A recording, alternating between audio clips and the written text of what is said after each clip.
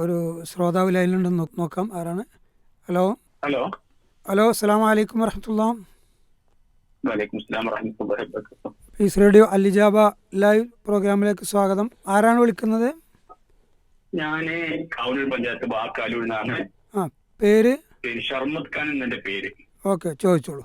അപ്പം നമസ്കാരം, ഉറക്കുന്ന നമസ്കാരത്തില് ഫാത്തിഹ ഇമാമിന്റെ കൂടെയാണ് ഓതേണ്ടത്, അതായത് ഇമാം ഓതി കഴിഞ്ഞിട്ടാണ് ഓതേണ്ടത്? ഓക്കെ. ചോദ്യം: ഉറക്കെ ഓതുന്ന നമസ്കാരങ്ങളിൽ മഅ്മൂം എപ്പോഴാണ് ഫാത്തിഹ ഓതേണ്ടത്? ഇമാമിൻ്റെ കൂടെയാണോ അല്ലെങ്കിൽ എപ്പോഴാണ് എന്നതാണ് ചോദ്യം. ഈ വിഷയം അല്പം വിശദമായി മനസ്സിലാക്കേണ്ട കാര്യമാണ്. പൊതുവെ റസൂലുള്ളാഹി സ്വല്ലല്ലാഹു അലൈഹി വസല്ലം പറഞ്ഞത് ലാ സ്വലാത്ത ലിമൻ ലം യഖ്റ ബിഫാത്തിഹത്തിൽ കിതാബ്.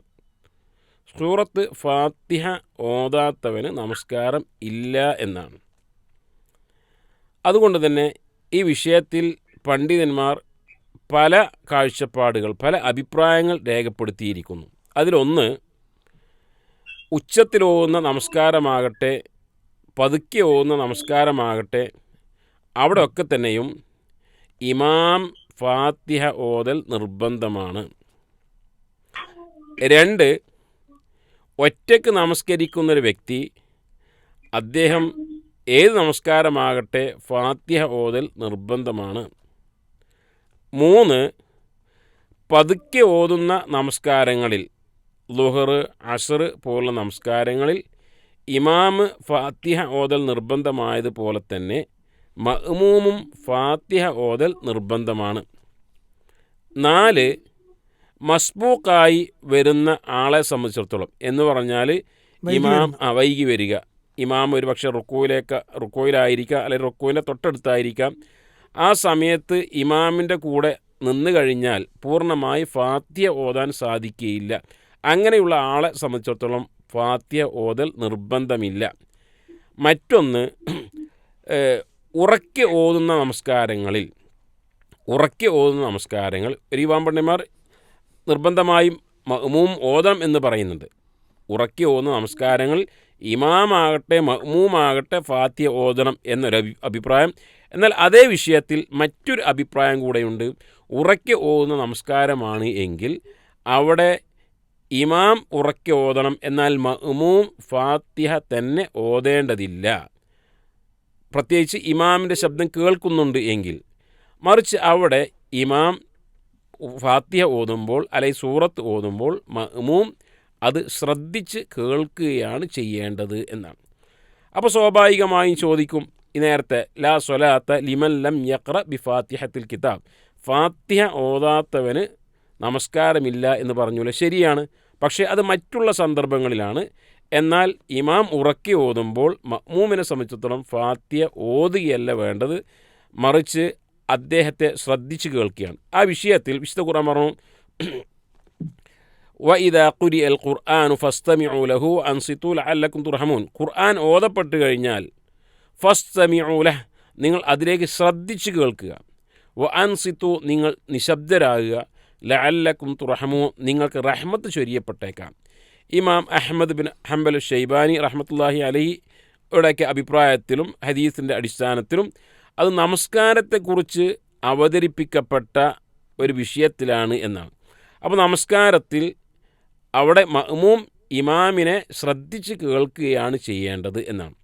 അപ്പോൾ കുറേ വിഷയങ്ങൾ ഇത്തിഫാഖാണ്, അതായത് ഓതൽ അനിവാര്യമാണ് എന്ന് പറഞ്ഞ്. എന്നാൽ ഈ വിഷയത്തിൽ ഇമാം ഉറക്കെ ഓതുന്ന നമസ്കാരത്തിൽ ഇമാമിൻ്റെ ശബ്ദം മഅ്മൂം കേൾക്കുമെങ്കിൽ മഅ്മൂം ഫാത്തിഹ ഓതേണ്ടതുണ്ടോ ഇല്ലയോ രണ്ടഭിപ്രായം. ഒരു ഇമാം പണ്ഡിതന്മാർ പറഞ്ഞു അവർ ഓതണം, രണ്ടാമതൊരു ഇമാം പണ്ഡിതന്മാർ പറഞ്ഞു ഓതേണ്ടതില്ല, ശ്രദ്ധിച്ച് കേട്ടാൽ മതി എന്നാണ്. അല്ലാഹു ആലം, ആ രണ്ടാമത് പറഞ്ഞ ശ്രദ്ധിച്ച് കേട്ടാൽ മതി എന്ന അഭിപ്രായമാണ് ഒരു റാജിഹായി ഞാൻ മനസ്സിലാക്കിയിട്ടുള്ളത്. ഇനി ചോദ്യകർത്താവ് ചോദിച്ച പോലെ, ഇനി ഓതുകയാണ് എങ്കിൽ എപ്പോൾ ഓതണം എന്നാണ്. അവിടെ ഒരു ഇമാമിനെ മുൻകടക്കാത്ത രൂപത്തിൽ ഓതുകയാണ് വേണ്ടത്. എന്ന് പറഞ്ഞാൽ ഇമാം ഫാത്തിഹ ഓതി തുടങ്ങിക്കഴിഞ്ഞാൽ പിന്നീട് അദ്ദേഹത്തിൻ്റെ പിന്നിലായി ഓതുകയാണ് ചെയ്യേണ്ടത്. നമ്മുടെ നാട്ടിൽ കണ്ടുവരുന്ന ഒരു സമ്പ്രദായം, പല പള്ളികളിലും ഫാത്തിഹ ഓതിക്കഴിഞ്ഞ് ഒരല്പസമയം ഇമാം അവിടെ നിശബ്ദനായി നിൽക്കും. കാരണം ചോദിച്ചാൽ അത് മഅ്മൂമിന് ഫാത്തിഹ ഓതാൻ വേണ്ടി കൊടുക്കുന്ന ഒരു സമയമായിട്ടാണ് പറയാറുള്ളത്. എന്നാൽ സത്യത്തിൽ ആ ഒരു ഇടവേളയിൽ മഅ്മൂമിന് ഫാത്തിഹ ഓതി തീർക്കാൻ സമയം ലഭിക്കുകയില്ല. രണ്ടാമത്, നമസ്കാരത്തിൽ ഒന്നുമില്ലാത്തൊരവസ്ഥ, അവിടെ ഇപ്പോൾ ഇമാമിനെ സംബന്ധിച്ചിടത്തോളം അദ്ദേഹം വെറുതെ നിൽക്കുകയും നമസ്കാരത്തിൽ, അങ്ങനെ ഇമാമിനെ സംബന്ധിച്ചിടത്തോളം വെറുതെ നിൽക്കുന്ന ഒരു അവസ്ഥ ഇല്ല.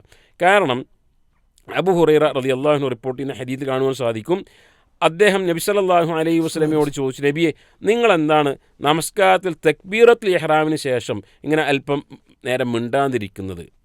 അത് റസൂലുള്ളാഹി പറഞ്ഞു, ദുആഉൽ ഇസ്തിഫ്താഹ്, പ്രാരംഭ പ്രാർത്ഥന, നമ്മൾ വജ്ജഹത്ത് എന്ന് പറയും, അതിന് വേണ്ടിയാണെന്ന് പറഞ്ഞു.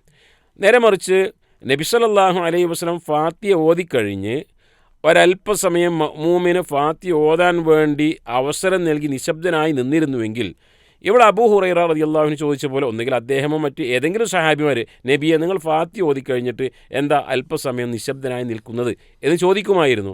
അവിടെ എവിടെയും ചോദിച്ച് കാണുവാൻ സാധിക്കുകയില്ല. അതുകൊണ്ട് ഇമാമിൻ്റെ പിന്നിൽ ഫാത്തിഹ ഓതണം എന്ന അഭിപ്രായമുള്ള ആളുകളാണ് എങ്കിൽ ഇമാമിനെ മുൻകടക്കാത്ത രൂപത്തിൽ പിന്നിൽ സഞ്ചരിക്കുകയാണ് ചെയ്യേണ്ടത്. അല്ലാഹു തആല ആലം. ഉദാഹരണത്തിന് അൽഹംദുലില്ലാഹി റബ്ബിൽ ആലമീൻ എന്ന് പറഞ്ഞാൽ ഉടനെ അതിൻ്റെ ശേഷം മഅ്മൂം അൽഹംദുലില്ലാഹി റബ്ബിൽ ആലമീൻ എന്ന് പറയും. അതെ, ആ രൂപത്തിൽ. ചുരുക്കത്തിൽ ഈ വിഷയത്തിൽ പണ്ഡിതന്മാർക്കിടയിൽ വ്യത്യസ്ത അഭിപ്രായങ്ങൾ ഉണ്ട്. അവർക്ക് അതിൻ്റേതായ പ്രമാണങ്ങളുടെ തെളിവുകളും. അതെ, ഇത് ഒരു സാധാരണക്കാരെ സംബന്ധിച്ചിടത്തോളം ഇത് ആകെ കൂടെ ഈ ഒരു വിഷയത്തിൽ തന്നെ പണ്ഡിതന്മാർക്കിടയിൽ വലിയ അഭിപ്രായ വ്യത്യാസമുണ്ടല്ലോ, അതെന്താണ് അങ്ങനെ ഇങ്ങനെ എന്ന് ചോദിക്കേണ്ട ഒരു അവസ്ഥയില്ല. കാരണം ആ ഓരോ വിഭാഗം പണ്ഡിതന്മാരും അവരുടേതായ തെളിവുകൾ, ആ തെളിവുകളിൽ നിന്നും അവർ എങ്ങനെയാണ് ഇത് രേഖയായി സ്വീകരിച്ചത് എന്നതൊക്കെ ചർച്ച ചെയ്യപ്പെട്ട വിഷയങ്ങളാണ്. അതുകൊണ്ട് തന്നെ ഒരാൾക്ക് ഏറ്റവും ശരിയായി തോന്നുന്ന ഒരു അഭിപ്രായം സ്വീകരിക്കുകയാണ് ചെയ്യേണ്ടത്. ഉത്തരം വ്യക്തമാണല്ലോ? ഹലോ, അത് വ്യക്തമായി. ഓക്കെ വ്യക്തമായി. ഓക്കെ.